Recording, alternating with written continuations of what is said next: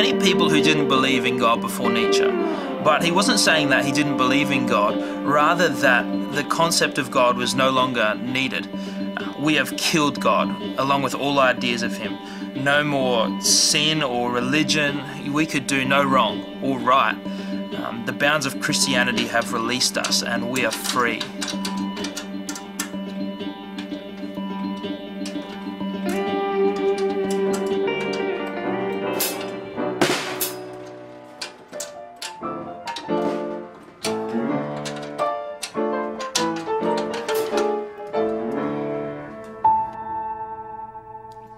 A group of psychologists tried an experiment using playground fencing to understand the effect that boundaries have on child's play.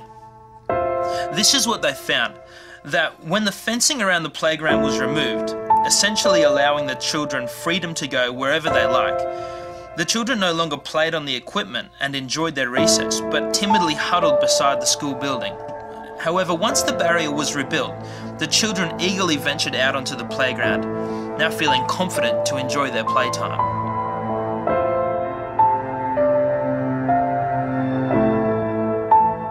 It's interesting that what appeared to be a restriction on the freedom of the children was actually the very thing that allowed them the assurance that they could play in safety.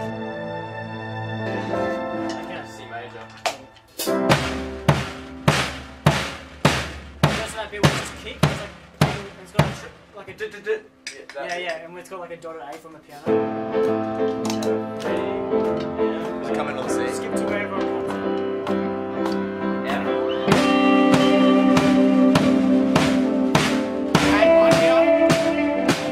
Historically, we have tried so hard to pull down the fence, to do away with God and find our freedom from him. But it's interesting that these liberating ideas actually didn't do what we expected them to do. It's like we pulled the rug out from underneath our own feet.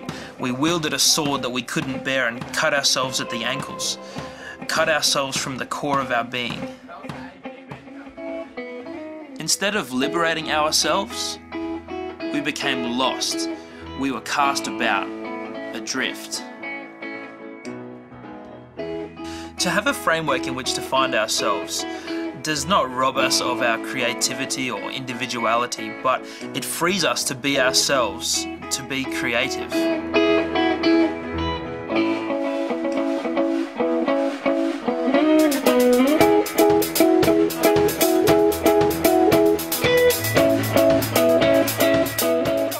Compare it to music. If you put an instrument in the hands of someone who doesn't understand the rules of music, like harmony and the relation of notes, they will play aimlessly and produce chaos. But if you understand the foundations of music, you are free to improvise and create something beautiful. Knowing who we are before God does not trap us, but it tells us who we are. It frees us to improvise and to create the sound that we are looking for.